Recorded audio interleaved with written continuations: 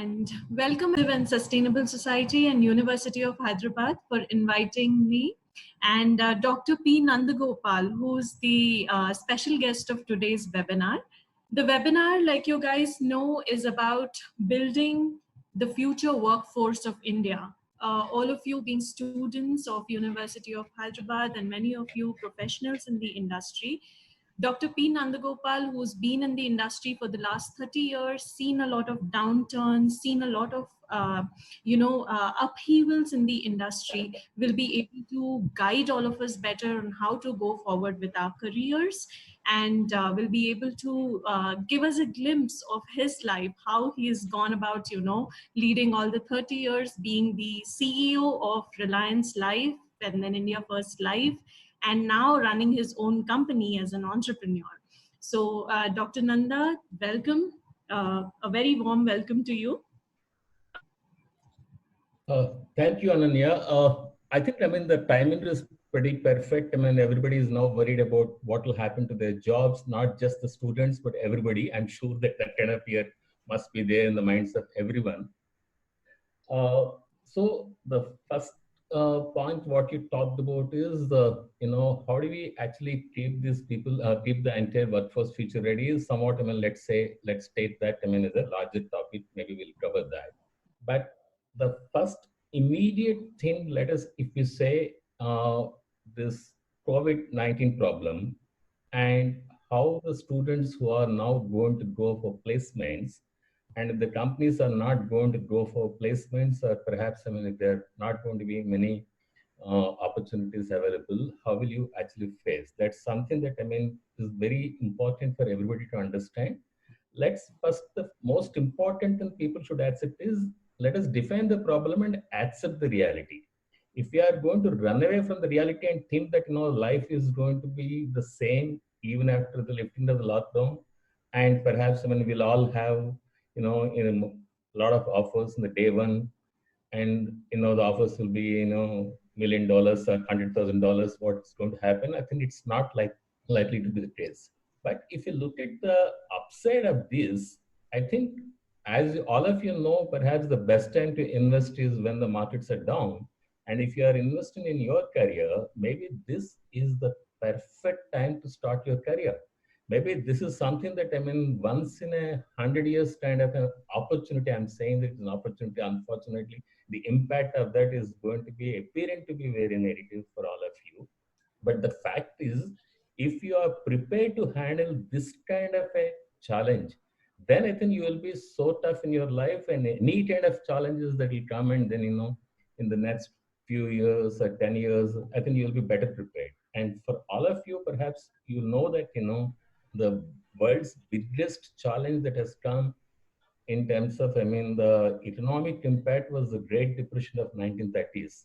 And when you looked at the Great Depression of 1930s, the interesting thing that comes out of it is, within 2 to 3 years, the whole thing actually is gone. Of course, the reason why the depression is gone is because of the World War has started, and they actually created so many jobs. And I'm not saying that, we should have another war or whatever it is, but suddenly there will be an upside after the COVID-19. Maybe the whole market, whole world will start recognizing that India is a better place, not only to work, to live also. So there'll be opportunities that will come. But in the short term, let us accept that there will be unbearable pain. And the pain is not going to be there only for the students. The pain is going to be there for the working lot. Pain is going to be there for everyone. But obviously, the people who are going to start the career first, I think they will be impacted. So these are my opening remarks, and then. So, Nanda, like a very good point you made, that these upheavals have been happening throughout the history, and this is probably once in a lifetime or once in a 100 years opportunity that students and professionals alike are getting. But I'm sure there are going to be a lot of macroeconomic factors that are going to drastically change. So, what challenges do you think students should be prepared for, mentally at least? Okay, since you talked about the macroeconomic thing, let us first understand there will be something that the macroeconomists have to do it, and there will be something that the micro people, that's the students or the workers or the managers, have to do it. At the macro thing, I mean, yes, of course, there is going to be a lot of implications that is going to come, and all of us know that the macro economy, sometimes there will be seasonal variations, sometimes there will be cyclical problems, sometimes there will be structural things. Here, I want to give you the good news that I mean, in terms of seasonal or cyclical problems, maybe India is going through a tough phase even without COVID, but structurally, it is a fundamentally very, very strong economy, and it is going to get better and better if each one of you are going to contribute. So the fundamental point, what I'm going to say, suppose when you, on the other hand, you're talking about countries like Brazil or maybe Argentina or maybe some other South American countries or any other societies which are not going to have the structural problem, and resolving the structural problem is much more difficult than actually resolving the seasonal and the cyclical issues. Seasonal things will last just for a few months, and maybe cyclical things will actually last for a couple of years, maybe. And we may say that added to our cyclical little bit of, low growth rate, now this COVID thing has come and added. So normally a cyclical problem, if it gets resolved in a year or so, then you have another year maybe. So you have a couple of years problem that you need to have. This is at the macroeconomic. Then it's the micro thing. For example, if I say that India is going to be a healthy country and there are going to be so many jobs available after the COVID thing is gone in 2 years, yes, that may be the story, but the job may not come to you. The fact is that I just want to give an example. Suppose, I mean, the Bahubali 3 is going to come and then there is going to be job opportunity for. Hello? Am I audible? Yes, Nanda, please continue. Suppose there is a job opportunity for, let's say, in Bahubali 3 for hero number 3. Then do you think, I mean, will I get it or will Prabhas get it? I mean, the job opportunities exist. But the fact is, for you to go and grab those job opportunities, you have to do something substantially different than what perhaps you would normally do in a normal situation. This is the most important thing I want to say. What is the substantially you have to do differently? I think if there may be jobs available, there may be some demand for the work opportunities, but that need not come to you. And that is true of India also. Maybe there will be a lot of opportunities for manufacturing or for some kind of a post COVID-19 kind of situation. But will India can go ahead and then really grab that is another challenge. Now coming back to that at a micro level, what is that you need to do? You can divide that into, let us say, short-term, immediate what you have to do, and a little bit longer time. I mean, maybe 3, 4, 5 years, and beyond 5 years, of course, is slightly, very difficult to predict anything. But what is it short term? Immediately you have to do it.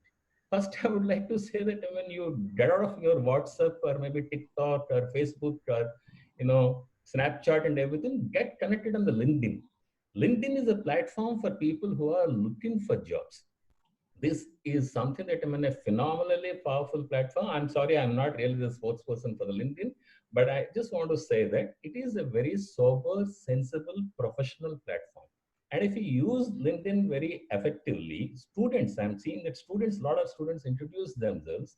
They'll post, let's say, their opportunity case and all that, and people get connected. And in this kind of a situation, when everybody is only operating from home and then actually on their computers, maybe if you send a LinkedIn request, that is something that that may be good. And please do not expect that your university, whichever university you're working for, studying, will actually be in position to really give all the kind of placement opportunities to you. That is very unlikely. Imagine that in an American university, it's not going to be the placements that will actually help them. But American universities, that is the Ivy League universities, why do they get posted? Because during the internship, while they're studying the last semester or maybe a couple of semesters before, they will start connecting with the ecosystem around that. If you do that, if you start connecting with the ecosystem around that and use the LinkedIn very powerfully and start, perhaps if there is no job, my suggestion is start as a free employee, whatever we call free employees are called interns. And Ananya herself perhaps is some story to tell.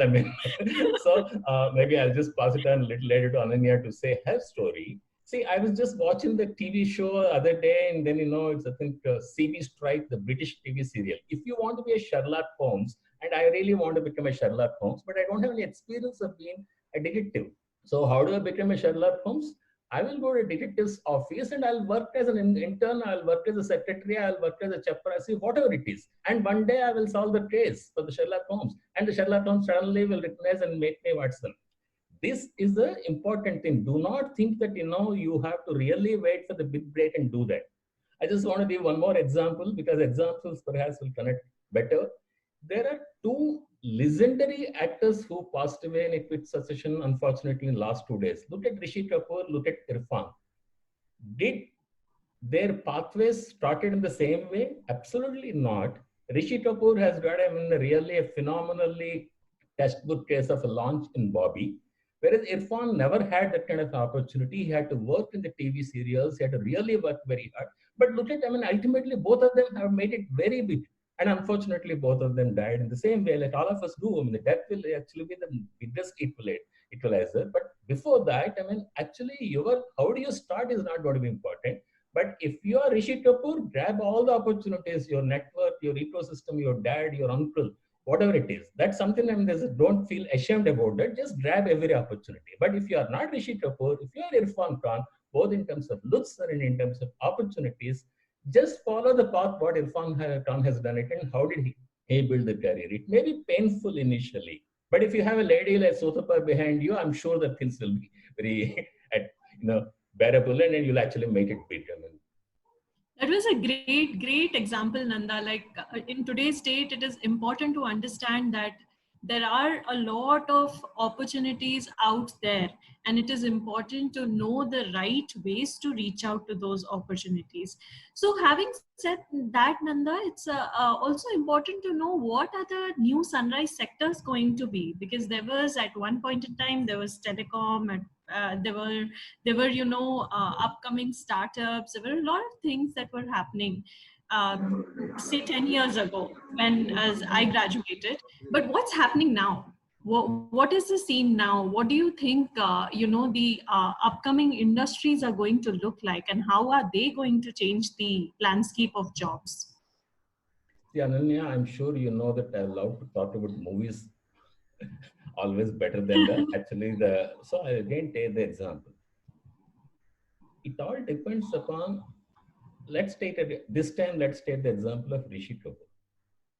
If suppose you are built like a romantic hero and you wanted to really run around the trees and singing and all that, that's a lovely job. Suppose you are aspiring for, but suddenly you age and then you still wanted to be a romantic hero and you don't want to really do roles like those, like the Mulk or maybe the D-Day and all that, then Rishi Kapoor with such a kind of an ecosystem, such a kind of a support system would have become irrelevant. The fact is that he adjusted himself to the changing landscape of the entire thing during his career of maybe 40 years of thing in the Bollywood and all. But the fact is that is going to happen to you even before that. You might be an engineer in, let's say, computer sciences, but you may have to work, let's say, a marketing guy. Or maybe you are a marketing guy and you may have to work like engineer. That happened to me sometime back. I was a marketing guy, but I had to do an engineering job. Talk about that separately. But the fact is that if you are open to that, do not think that what sectors or what roles, you're a HR guy, you're a finance person, I'm an engineering thing, I'm a data scientist. These are all the things which perhaps are your skills which you learn. But that doesn't really mean that these skills have to be found some jobs in the industry like what Ananya has mentioned, which are the sunrise industries and all. I must say that, obviously the industry is going through so much of change. There is hardly any sunrise industry at this point of time. But if you want to really pick something, I would like to suggest two things. Some sort of, since we are talking to a group of students, why not, give them homework? So the best way to give homework is the two reports which you people read it. One is the World Economic Forum report. World Economic Forum is the big one, which is a rich man's networking club. Don't believe them. They're all, capitalists or whatever it is. This is something very different thing. But they have brought out a report of job opportunities and matching those job opportunities in the actual. I think somebody's. Yeah, guys, please stop sharing Somebody's screens. screen sharing has come. So the World Economic Forum thing was basically, they have brought out one report like that. Ajim Premji University has brought out another beautiful report, the state of work in India. So these things will give you which sector is doing well, which sector is not doing well. But since you are asking me and I have to give some answer, my belief is that within the services sector, the healthcare sector, for very obvious reasons, will do well. You don't have to be doctor to be in a healthcare sector. You can be a data scientist, you can be an infrastructure specialist for specific healthcare infrastructure, or you can be a digital marketing guy for healthcare. But look at healthcare as one opportunity. The second thing I always believe is, whenever things go wrong, one thing that will actually always survive is the marketing jobs. The marketing jobs means, if you are in the marketing of introducing clients. Yesterday, actually, I was talking to Ananya on something else, and then she actually mentioned it. If there is some revenue enhancement opportunity that naturally you can bring it to the table, that means you are a marketing guy, you are a digital marketing guy, or a B2B marketing, or whatever it is, that is going to really help. So in this sense, I mean, do not carry the baggage that I will be having huge targets and suddenly those targets will actually become a scary thing.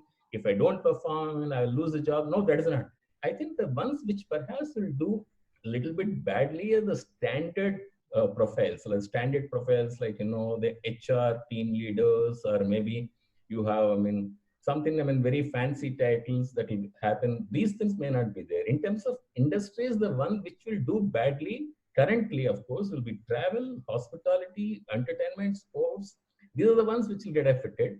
But if you slightly pan yourself into a distant future, the thing is slightly going to be different. And that's something maybe I'll answer a little later when Anya gives me a chance. Sure. So Nanda, that was great. Like, sunrise sectors today, it's very difficult to define sunrise sectors, but the resources that you gave to the students, I think they're going to be wonderfully helpful to them if they're doing job search. Now, coming to the next thing, downturns really bring out the best or the worst in people. So how have you seen downturns, build people's character? Why is it so important to build one's character during these times, these tough times? Well, I, like you all guys, I started my career in a B school, and perhaps one of the best B schools, not the IIM ones, but from the university. And then we had a wonderful placement opportunity of actually zero. That means none of us got placed. There was no placement thing as it is. First of all, that university is a very different kind of university, and it never really conducted placement sessions. Though there was a placement cell, whatever, they say you go and figure it out by yourself. Then actually, I remember that for almost a year after I passed out of my graduation, I was unemployed. But unemployed means I did not have job, but I had a lot of work. I used that particular time to really learn and then do something which is very, very different. Like, I started learning about economics and I started learning about other things. This is one thing. The second thing, what I say is, at that point of time, a lot of my colleagues, this is something perhaps very important. A lot of my colleagues have picked up jobs, whatever that came their way. Some of them joined them maybe in small private sector firms. Some of them actually started an entrepreneurial thing and failed. And some of them actually did something odd jobs and all that. And then they started liking those odd jobs. They got stuck in that. Whereas I remained, this is me I'm just talking about. I remained, unless I take something very substantive thing comes, I will remain jobless, but then actually join that. And in that process, I think about a year I was unemployed. But then, suddenly when things have come, then I started getting jobs. And at one point in time, I had 33 job offers. I had to really pick the best out of that. And all of them are, of course, similar kind of a thing. But I don't want to talk about that phase being the thing. Actually, the trouble started thereafter.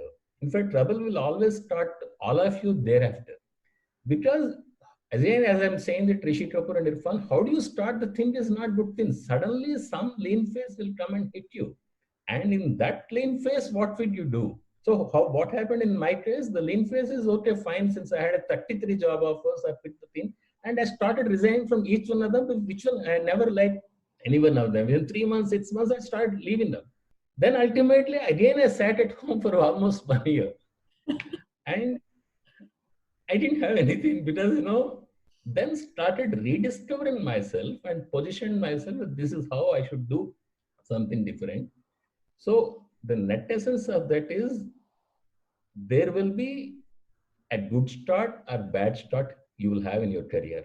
Sometimes if you're lucky, then you may have a good start. But if you're unlucky, the bad phase will come to you after you started enjoying your 100,000 salary or maybe corner office, attractive secretary and all that. So all that the moment, I mean, suddenly at that point of time, managing that will become much more difficult. So my thing is, whatever it is in a lifespan, career span of about 25 to 30 years, you will always have some extraordinarily bad phases.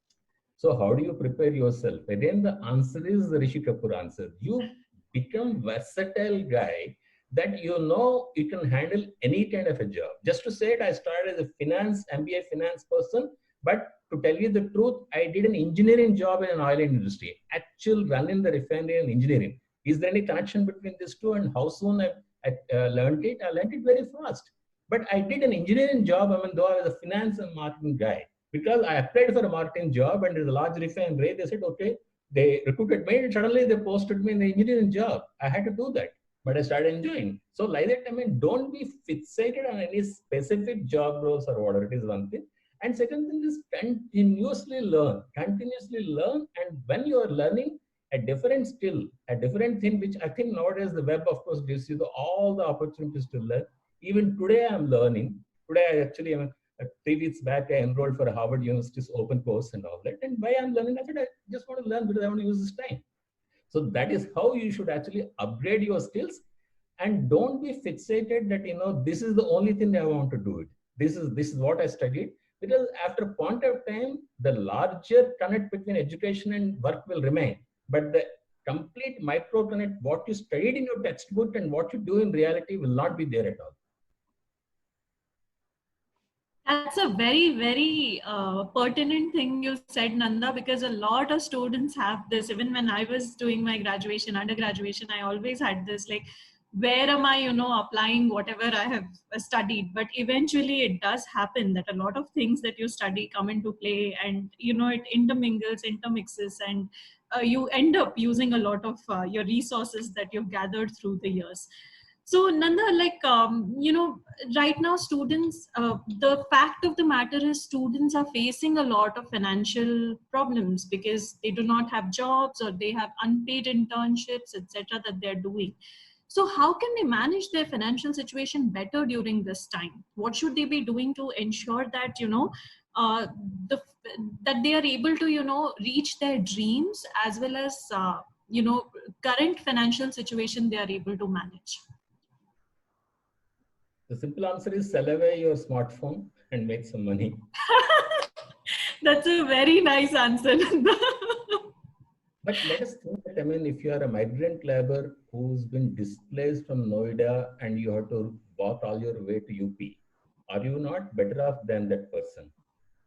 If you are better off that person, then suddenly the whole financial hardship becomes very relative.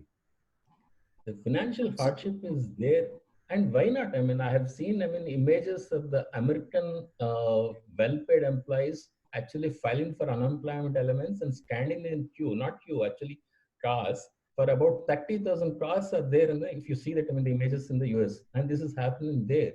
So my request to you is that, I mean, do not think that you are alone in the financial hardship. The financial hardship will be there. You beg, borrow, steal, whatever it is. I think one thing is cut down on your expenses. In fact, this thing is actually teaching us a lot. How do you cut down your expenditure? You can cut down your expenditure significantly. You don't have to go to the restaurant, take your girlfriend, boyfriend to the and spend a lot of money. Malls are gone, so everything is, I think, it's all visual, digital things. So a lot of expenses will come down. But at the same time, I'm not trivializing the pain of not having money. I'm not trivializing that, but if you have hope in your heart and there will be people who believe in you. Let me say that, I mean, the best part of Indian society is that, your ecosystem of the family is always with you. Your financial support not necessarily may come from your immediate family, it may come from the friends also. So invest in those relationships and somehow leverage them. Don't over leverage, but leverage on them, maybe borrow whatever it is, but sustain that 1 year kind of a thing if you don't have a good paid job. But this is one thing I'm just saying again. I have seen people whose salaries started with ₹1 million or maybe 2 million rupees in the day one. And I started seeing in Mumbai, people actually have 25,000 rupees, but still save some 10% of that. So it is very relative. At the end of the day, you need, I mean, a very clearly two decent white shirts and one jean pant and one shoes. That's it. And then you can really travel by bus, you can hitchhike, do whatever it is. So a lot of your expenses can be cut down. So my first request is, even if you start earning maybe $1 million, start understanding how to save and cut down on your expenditure. But for the immediate thing of, how do you manage that? You always think that your brothers and sisters in other parts of the country or other parts of the world are much worse situation than perhaps you. So you'll always draw sustenance and confidence that if they are managing their lives, why can't you do that? But to give a very textbook answer, I think, I mean, maybe you can talk to your employers who already said, if you are not going to give me this salary, fine, I understand. But if I do well and I create these milestones, would you like to give me a pay hike? I think that's a fair conversation. Instead of saying it, I mean, I will start at a very low pay. Then I said, I will start at this thing. I accept whatever it is, and I'm accepting not because, I mean, there is a this money is something that, I mean, substantive, but this job is very interesting. And always love the job, love the organization, love the people around you in the organization. Then people start seeing you as a person who is actually playing a positive role. Don't trip about, the money is not sufficient, because honestly, the entrepreneurs, the companies themselves are doing phenomenally badly. So they perhaps will get irritated and all that when there is a pay raise issues and other things will come. So somehow manage this kind of a situation, cut down the expenditure, start conversations that I am investing my time. If I reach these milestones, will I get a better pay? Is a fair conversation which you should have. Okay, seems like our conversation can go on for another 20 minutes, Nanda. So I will go on to the next topic that we have very passionately discussed about through the last couple of years, that is entrepreneurship. So Nanda, from being from having a glorious career of 30 years, being a CEO, heading thousands of people, how does it feel to be an entrepreneur now? How did you go about that journey, and what would you suggest students of today? A lot of schemes are coming from the government. There's the policy environment is pretty progressive. So how should students plan to become entrepreneurs? I mean, that's the need of the country also today, right? Okay, I'll try to make some two motherhood statements. First motherhood statement is, whether whatever may be the work what you do, you always believe and behave like an entrepreneur. If you don't believe and behave like an entrepreneur, then I think you are doing something wrong. It's something like, I mean, if you are saying that, okay, you are actually, what does it mean, entrepreneurial mindset? That means you are owning part of India. If you are owning part of India, behave like an owner, but don't behave like a tenant. If you behave like an owner, what's the difference between an owner and tenant? If there is a damage to the house and there is some kind of a repair that is there, the owner does it himself or will find some way to do that. But if you are a tenant, he'll pass the buck. Otherwise, tenant may actually say he'll trip and then he may leave and go to some other house. But if you are owner, you will not do that. So this is the mindset which you have to first develop from everything what you do. You are always an entrepreneur, first of all. And with that, the risk of entrepreneurial thing will be there even in jobs also. The fact is that, in your job, if you don't behave like an entrepreneur and you don't accept what is called the variable pay, then it's going to be a problem, because there are not going to be fixed pay, fixed increments, fixed time period promotions, and all these are all passive. So what will happen is it's all going to be variable. So when it is going to be variable, things are linked up to the fortunes of the company which you are associated with. That means you are actually a part entrepreneur in that way. Now, having said that, would you like to start your first thing as a full-fledged individual entrepreneur, or would you like to join an organization? My personal belief is always, if it is a game of cricket, would you like to start at a fielder level, or a bowler, batsman, or at a captain, coach, or the owner of the IPL? Just start thinking about it. If that is the case, if you are built like Srinivasan and then you can own the Chennai Super Kings, that's a different thing. But I think start at the last boundary level fielder, which I used to be in when I was in cricket, and I was very bad. That's why I always used to be placed in the boundary level. Then you'll understand a lot. So I think in a big field, in a big match, even if you are playing a small role, is more valuable than you playing a big role in a very small gully. So this is something that I believe that you start in a big platform which is giving you the learning, and that's a big investment. Actually, you're doing your master's course for free, and the guy is paying you. That is what I mean. So after you do that, then you have to decide what is the kind of a thing that's there. Over a period of time, jobs will disappear. That's a fact. I think I want to talk about artificial intelligence and other things, but the fact is the jobs, the way we define the jobs will completely disappear in your career time. That doesn't mean the work will disappear. The work will still remain. And what kind of work that will be? The work could be, the environmental protection, the work could be social, the building of social infrastructure, maybe the work could be something building relationships, work could be entertainment and sports. So there'll be a lot of work that will be there. So how do you transform yourself from entrepreneur to, from being an employee to entrepreneurial thing? The society itself will do that, because over a period of time, my firm, this thing is within 15, 20 years, all the kind of jobs what we know perhaps will completely disappear. So we all have to find work. Maybe that work will be something very dramatically, significantly different the way what we are doing. So start believing and start behaving in that way from the day one, but start from a large organization first who will take the initial risk of your failure. And there will be mistakes, there will be failures also. Let's accept that. They will take that risk on their balance sheet than on your balance sheet.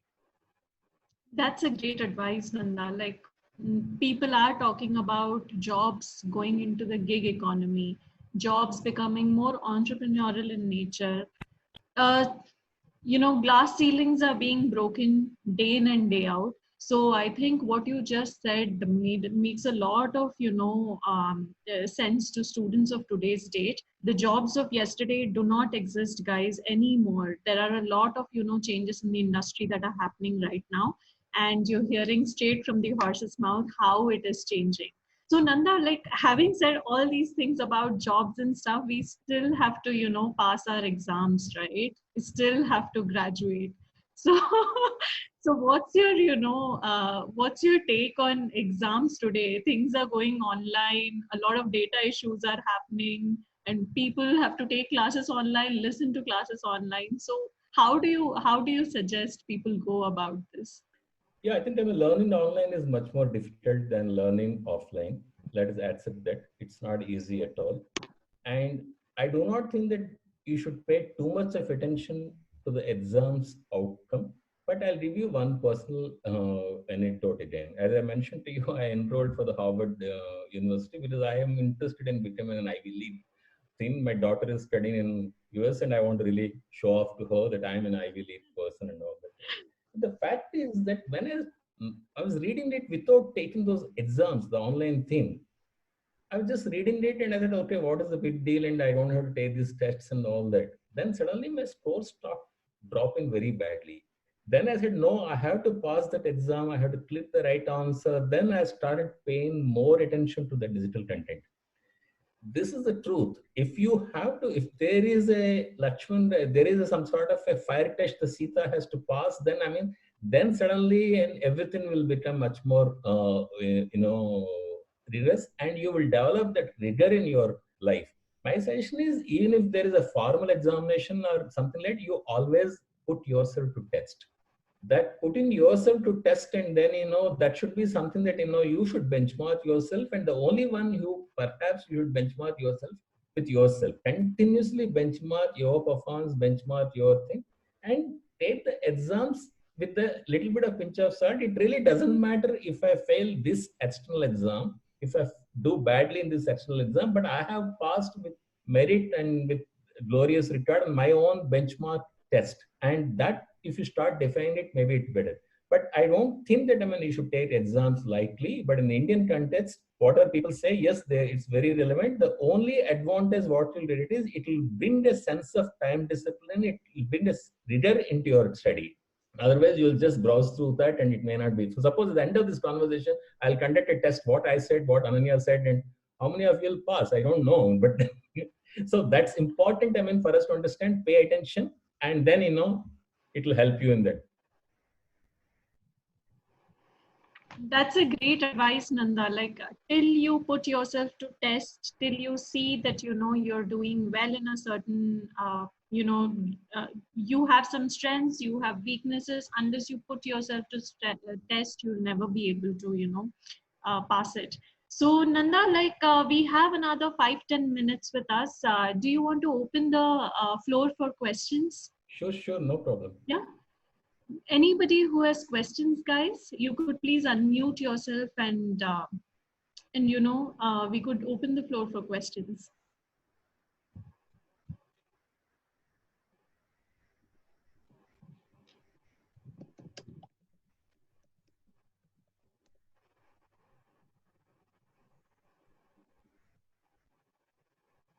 Okay, before they're warming up, can I ask you a question, Ananya?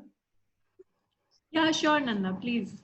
So you started perhaps as a intern kind of a thing when we started working together, and then later on, you went to the B school, and then you rediscovered yourself. And so, what is your advice to the students? Because I'm slightly, as you mentioned, though I have warned you not to mention my experience of 30 years, which actually gives away my age, but then you still, very maliciously mentioned that. So, but you are younger lot, perhaps you can connect with others. So, what is your advice? So Nanda, I would like to, draw an analogy with pizza because all of us eat pizzas a lot.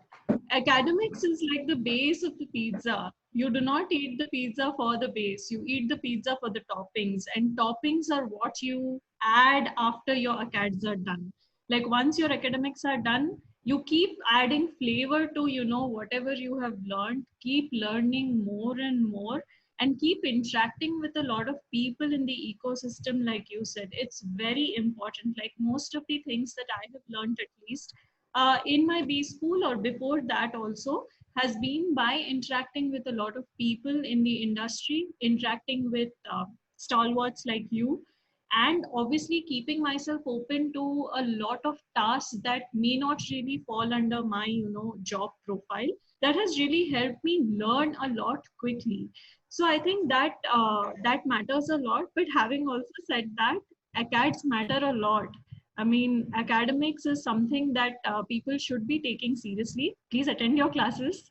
Please, be it online, offline, whatever it may be. Please do attend your classes. Please try and understand what is that one thing that you can take away from every session that you have. I'm sure you have some really great professors or really great, online sessions available today online. So what is that one thing that you can take away and apply in your own career or your own, development, personal development also? I think that would help a lot. And also keep interacting with leaders, because they are the ones who go the way and show the way. Like till date, whatever I have achieved or done has been a function of working with a lot of leaders and making sure that I imbibe some of their good qualities that they have, and they imbibe in us. So I would like to thank everyone that I've worked with till date, including my professors who have really shown the way. So every experience, every interaction, I would say, matters. So that's the limited point I had, Nanda. Questions? Hello. Hello, sir. Yes, please. We are able to hear you. Hello. Okay. Hello, sir. Nice to meet you. Yes. Sir, am I audible, sir? Hello? Yes, you are audible. Please go on.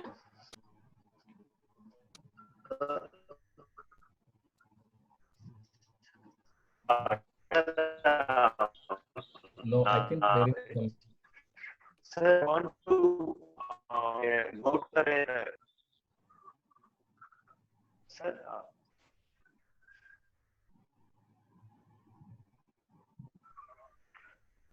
Hello.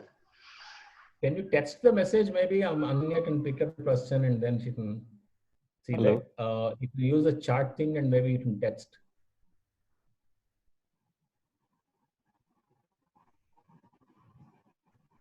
Hello. Yes, please go on.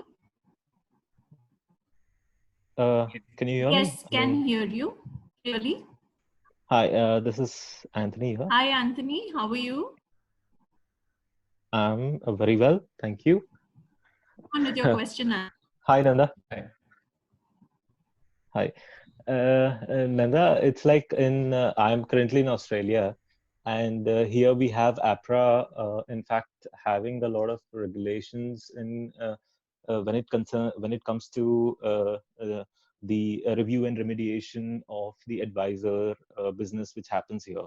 So is there something like in India which is going to come up anytime soon where there is any kind of a regulation where the business is regulated in a systematic way forward when it comes to the mis-selling, or for the matter of any business which is not in line with what the policies and procedures of the organization is, anything of that sort. I'm sure that this is in fact it's a offline question, but is there something of your knowledge which is going to happen anytime Yeah, soon? I think, see, the advisory business in the financial services is a very well established one. Though the standards of advice, perhaps, I mean, the kind of compliance that is happening is somewhat, I mean, still that needs to be improved a lot.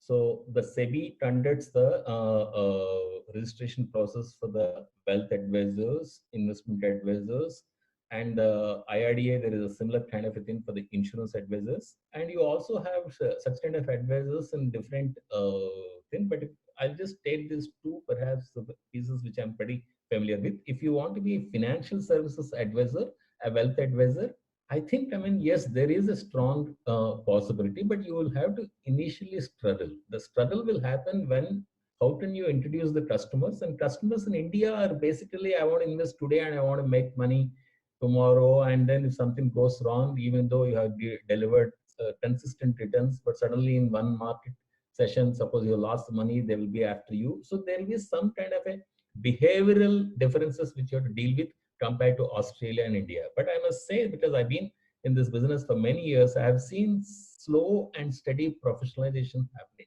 So there are financial boards available there. I'm sure if you do online, you can find out. You can become an advisor registered in India and then do it. And use the online digital assistance also, apps and all that. That will be more helpful. But I think at any point in time, I don't think that in spite of the digital improvement that is happening and all, the personal touch, the personal counseling, personal advice will always be there.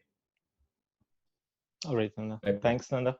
It was a privilege to be part of your team too. Thank you. Thank you, Anthony. So we have another question, Nanda. This is Anji. Anji is asking, can you please suggest any quick courses or certificates we can do during this period? It all depends upon what you line up within. For example, I wanted to do, as you know, that, I'm very much interested in films and all that. So I did a quick course in the New York Film Academy in how to make films. I mean, but that's for hobby. I mean, nobody is going to give me the job, I mean, as the best film director and all that. But, he's asking, since you are from the economics background, Anji is asking, what can we do in economics especially?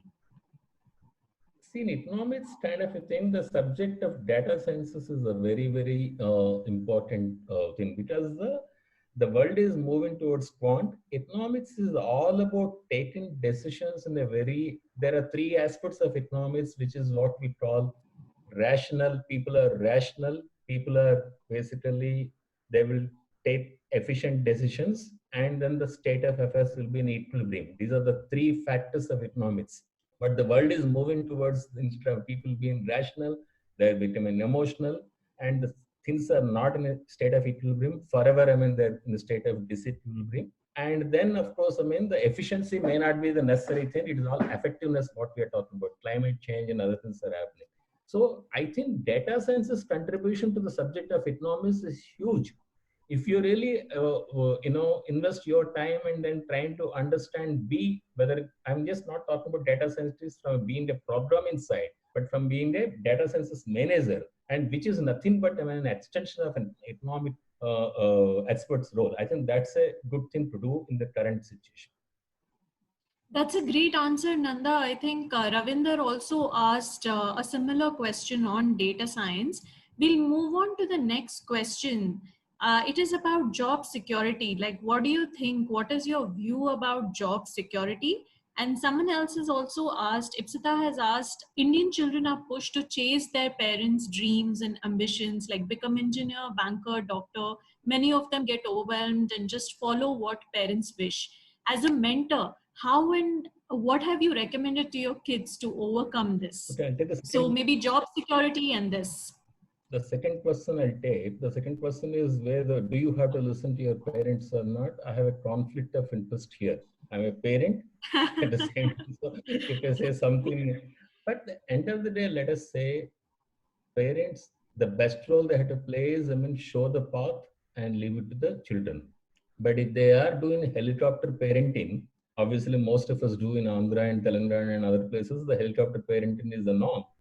So if you do a helicopter parenting, I think that somehow you have to really find your way. This helicopter parenting is something that happened in my case also to a certain extent, but to very large extent when I started pushing back. Then of course my parents are wise enough to understand that I am not going to listen to that. And then so okay, they wanted me to be a doctor. Ultimately I became a doctor, but not a medical doctor. So you have to do a little bit of pushback, and that is what you have to ultimately figure out what you are good at. Here I'll just try to give you one formula. A lot of people try to say that this is the thing which I'm interested, so I would like to do. I don't think that you should chase what you are interested, because your interests will actually change. Mind you, actually they'll change over a period of time. You may be interested in one girl or a boy, little later it will definitely change. So the same thing will happen with jobs also, or the things which you think that you are very close to. What you are capable, what you are good at, what you are something better off than compared to other things, there you focus. For example, I'm interested in filmmaking, even now I'm looking for a job, nobody is giving me that. But I'm good at maybe financial services and marketing and other things. That's where I made a career and living. So my point is always chase your capabilities, but don't chase your dreams. And sometimes the luckiest lot will be where these two things will actually merge. It will happen in a very few cases.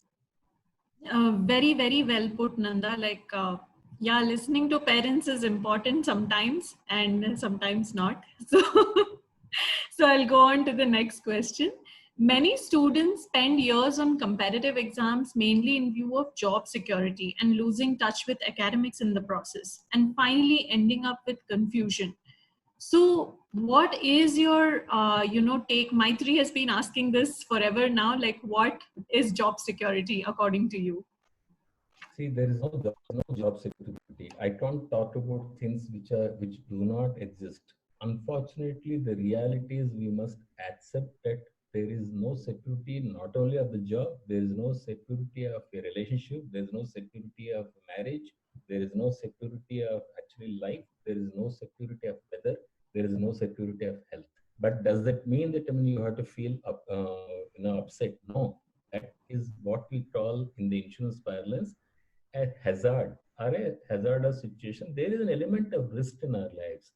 There is an element of risk that comes the moment you take a job. Automatically, keeping the job and losing the job are the two situations that will actually happen. You are most likely to keep the job, but there is also less likelihood of losing the job for no fault of yours. So do not chase things like job security. On the other hand, I don't care for job security, but I will always be employable. And every time I lose one, I will get a bigger one in course of time, and I'll make up for the lost time. It should be your philosophy. The moment you have that, you don't even really bother. That fear will not be there. Like again, I'm talking about 1930s, the worst economic depression, the Franklin Roosevelt saying, you remember, the only thing you have to fear is the fear itself. If you have that fear, you are not going to make big. Remove that fear. Forget about there is no job security. What will I do? I will always be better off than the next person. If you have that thing, you will actually be a winner. That's a great answer, Nanda. No job security. And guys, in today's world, especially when it's so fast changing, you will not find any job that is secure. It's a good thing and a bad thing in a way. because you will always be insecure in your job and you'll continuously try, I want to add, ensuring that you are up Ananya, to date. when you'll be insecure, you don't have to feel restless, you don't have to feel worried, you don't have to be afraid of. The feeling of you accept the reality. For example, tomorrow if you get out of the house after lockdown, we don't know. Maybe we may be contracted, but that doesn't mean that I'm going to stop. So we will get out of the places and we will still interact with the people. Some of them may be infected. Some of us may get infected, but it's not going to really stop our life, and I'll fight it out. That should be the situation. Yes, there will be a risk, but that is not going to make me lose my sleep. So, so Nanda, there's a question from Dr. Kumaran Sridhar, who's asking, what are the challenges if we take funding from investor for any idea that we have? And is it better to have an investor or take up the risk by self-funding or some sort of an IT incubation or something? So the question is like, is an investor good or should it be bootstrapped? What has your experience been, and how do we answer this? Don't spend your money. That's my advice. Very simple. Spend somebody else's money. If you can do that, spend somebody's money by still retaining your stay. There's nothing like that. But such kind of situations will come a little bit later. And then if you are taking somebody's money, please understand you'll also become slave of that person. You will definitely, you may think that you own the company, but yes, the fact is that the guy who puts the money will actually control your life. So choose the guy with a little bit of basic judgment and all that. See, if you are an entrepreneur, the biggest problem I find in this country is finding the capital. I'm talking about the financial capital. The human capital is available. So whoever comes your way and offering the funding, take it with both hands. Don't try to really burn your own thing, because your money perhaps will be useful some other day. And I can talk separately on how to deal with private equity people. I mean, if there is a separate session, I can actually give you that. Okay, so we have another question. Questions are flowing in. So please give clarity and advice for those who want to start up. So it comes down to this: how do students start up? Like, what should the student community do to start up? And what are the basic things that should be in place at least? See, in every era, there will be some buzzword. And in this era, perhaps there's a buzzword of, startup and all that. When my father graduated, then if you are not a liar, then, people used to say, no, you're not done well. Later on, in case of, this thing, if I'm not a doctor, if you're not a doctor or engineer, then I have not done well. So now if you are not a startup entrepreneur, that you are not done well. See, again, I would like to say that being a startup is a very, very difficult thing. You should chase the dream. You should have your own startup, but at a time when you yourself are ready to handle that. It is always, it's the pinnacle of difficulty. If you are climbing the Mount Everest, and first you start with, climbing your local hill or whatever it is. If you don't do that and straight away try to really go to the Mount Everest without oxygen, without private equity, then imagine what's going to happen that way. And then if you're trying to climb the Mount Everest from the wrong route, that is another problem. So startup is like that. I say that it may happen early. You don't have to wait like me. And I still haven't really figured out how to make it big anyway. So the fact is that you figure out whether you're ready or not. You may learn the trick maybe in 2 years, 3 years, or 1 year, or maybe in 5 years, or it may take longer time. But if you have it, the age really doesn't matter. But chase that and try to learn that part of it. But in terms of difficulty, it is going to be very, very difficult. And unfortunately, in this country, though situation is improving marginally, but I must say that it is extraordinarily difficult to handle this, and startup process is also becoming very, very competitive. So maybe my suggestion is to join a startup as an employee, maybe also as some sort of an idea where you learn something. How the startup guy is actually doing that, and so you can join as an employee initially if you are really trying to be a startup person. But don't get carried away by all those things, seminars which you attend, and all those startup network and all that. I think at the end of the day, to say it in a very simple one word, it's a bullshit thing. Like always, Nanda is super candid, guys. So any other questions, let us know. We plan to end this webinar in the next 5 minutes. If you guys are done with your questions, any other questions? I mean, I would suggest if you guys have questions and you want time to think about or get your personal mentorship from Nanda, then very happy to, get all your questions on WhatsApp. We can, arrange for an email interaction with him. Nanda, I hope you're okay with it. I haven't out of asked the you 5 about minutes, this, at least huh? give me last 2 minutes. I just want to give one message. Maybe that's Sure, Nanda. I think we are not getting an, okay, so there's one more question that's come. If you want to become an entrepreneur, is it better to set up a firm straight away from graduation, or industry experience has any impact? So guys, like Nanda said, yes, industry experience, like experience with startups, will help you a lot figure your own footing, get a lot of skill sets that you require to run your own startup. And otherwise, if you are sitting on a boatload of cash, then go ahead, do your startup, get that experiment right, and make it big. So what advice do you have for software engineering graduate? All the advice I'm assuming he has given applies to all graduates across. Please, stay updated to whatever, you're studying. Be relevant to the industry and make sure that you take up a variety of, skill sets so that you're able to know what you're good at. What challenges or difficulties are going to be faced by students who are going to finish their academics this year, as they were about to finish their academics by March end, but it got delayed for a couple of months later? What would you suggest to students like us? Okay, this is for you, Nanda. That delay is actually universal. So it is not going to happen only in your business school. So because the delay is universal, relatively you are in the same position. So I don't think you should lose your sleep just because 2 months are over, 3 months are over. In a long lifespan, a loss of 3 months, 6 months perhaps will be a small sacrifice you have to make. So I don't think you bother that. But if you are really somewhat smarter, maybe in the 2 months, 3 months, without wasting that, you can do some short-term course, or maybe you can improve on your scores. You can do that. But I don't think, you should really bother that, I'm worried about what will happen to my exams and all that. Things will settle down. I have firm hope that this problem of COVID-19 will disappear. It will disappear sooner than what we think. It will disappear with less impact than what we think. It will actually be one day we'll all be talking, yes, we have faced the world's worst crisis, but we actually survived and succeeded.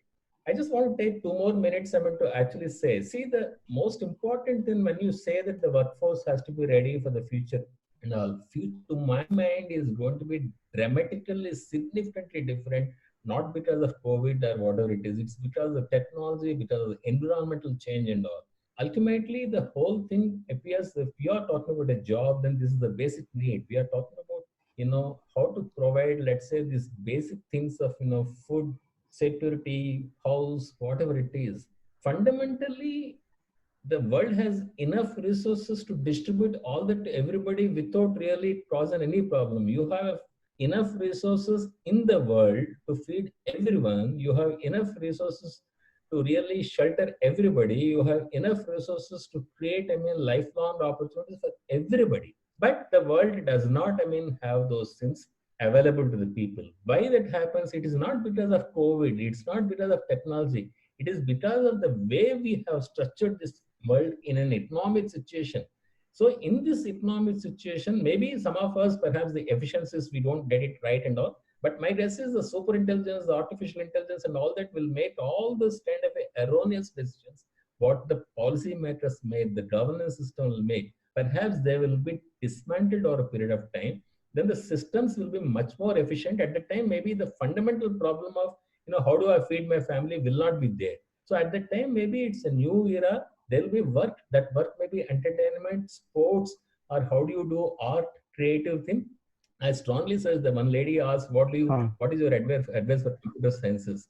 Science is very important as a student of science, but learn a lot about arts also. Whatever it is, humanities, arts, that I think no intelligence, artificial intelligence can immediately remove that. If the moment you start relating to the arts, the softer aspect of society, the softer aspects of the economy, the softer aspects of building relationships and enjoying that, then I think you may be an expert in science, but then you'll also know how to enjoy life. That's the message I want to say. That's a wonderful takeaway for all of us, Nanda. We had a lot of students in this webinar. We also had a lot of professionals who joined us from different backgrounds. So that was great interacting with you, Nanda.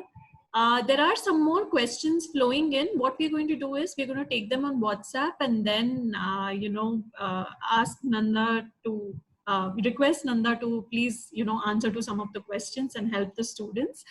And guys, I have a request from the host of this webinar, Kiran, to take a group photograph virtually. So if you guys could please turn on your cameras, that would be great.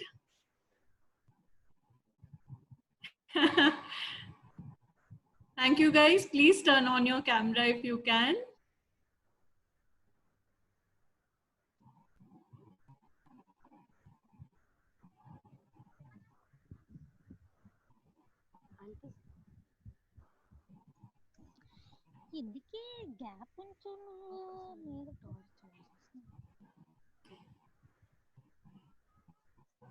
Kiran, I hope you've taken your group photograph.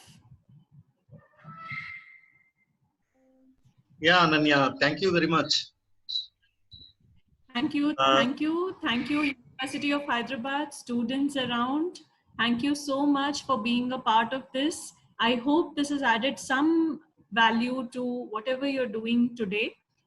Please stay safe, stay inside your homes, and we will come back with the next series very soon. Meanwhile, any question, we will, direct to Dr. Nanda and request you to please guide the students.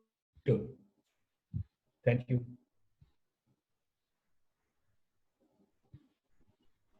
Thank you. Thank you very much. Thank you. Thanks. Thank you, sir. Thank you. Thanks a lot.